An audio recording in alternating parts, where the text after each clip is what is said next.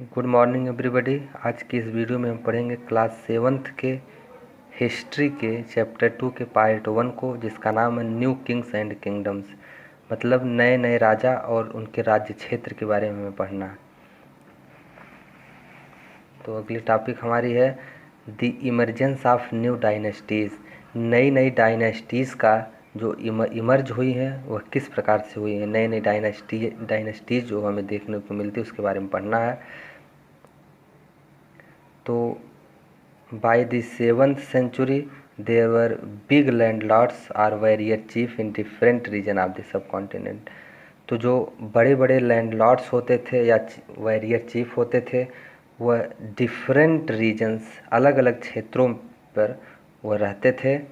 Existing kings often acknowledged them as their subordinates और समंताज। चूँकि वो उनका इतना बड़ा क्षेत्र होता था, इतना बड़ा रीजन होता था, इसलिए वह वहाँ पर सबऑर्डिनेट या समंताज को रखते थे, जिससे कि वह प्रॉपर रूप से वहाँ पर एडमिनिस्ट्रेशन कर सकें। They were expected to bring gift for their kings और overlords.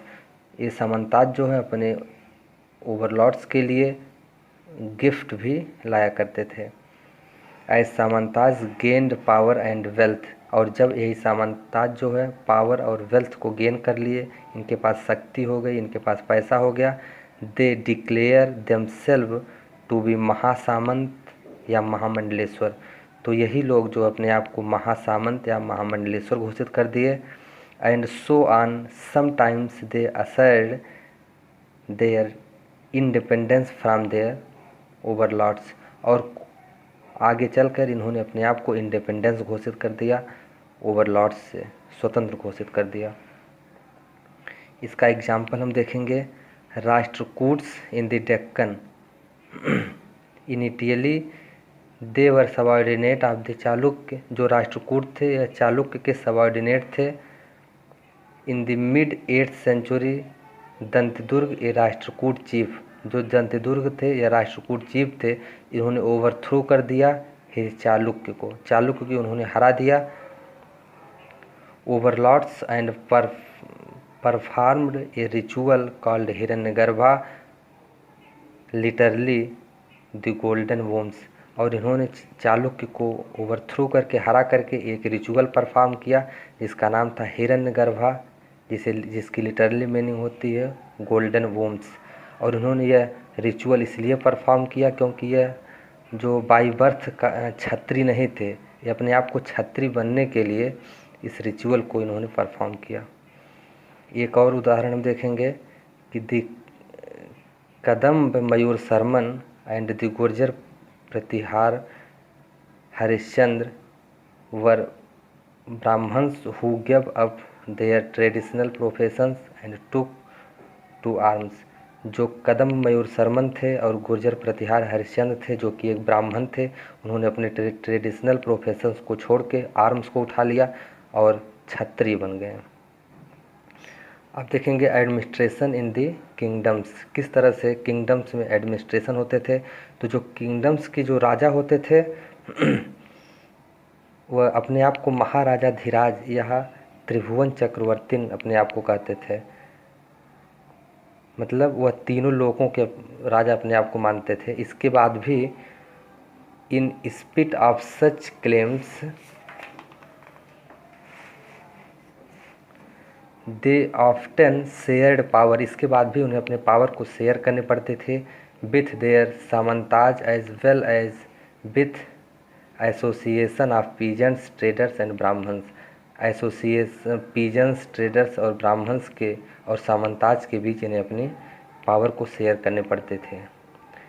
In each of these state resources were obtain from the producers that is peasants cattle keepers artisans.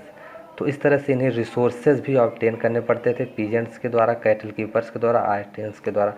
तो यह रिसोर्सेज का करते क्या थे, क्या काम होता था इन रिसोर्सेज का। जो पैसा कलेक्ट करते थे, जो रेवेन्यू कलेक्ट करते थे, उनका उपयोग ये कहाँ करते थे। These resources were used to finance the king's establishment. तो राज्य के इस्टेब्लिशमेंट के लिए यह इस रिसोर्सेज का यूज करते थे। As well as for the construction of temples and fort. Temples और फोर्ट को कंस्ट्रक्शन के लिए भी इसका उपयोग करते थे। They were also used to fight wars, और युद्ध के लिए भी इन रिसोर्सेज का ये उपयोग करते थे। तो जो टैक्सेस ये कलेक्ट करते थे, ये 400 से भी ज़्यादा टैक्सेस होते थे। The inscriptions of the Cholas who ruled इन तमिलनाडु, जो जिस इंस्क्रिप्शंस के द्वारा हमें जानकारी मिली है वह इंस्क्रिप्शंस चोलाज के थे जो तमिलनाडु में राज्य करते थे। Refer to more than 400 terms for different kinds of taxes. इसमें जो है 400 से ज़्यादा टैक्सेस के बारे में बताया गया है। The most frequently mentions tax is vetti. इसमें जो मोस्ट फ्रिक्वेंटली जो मेंशन जो टैक्स है उसका नाम वेट्टी है।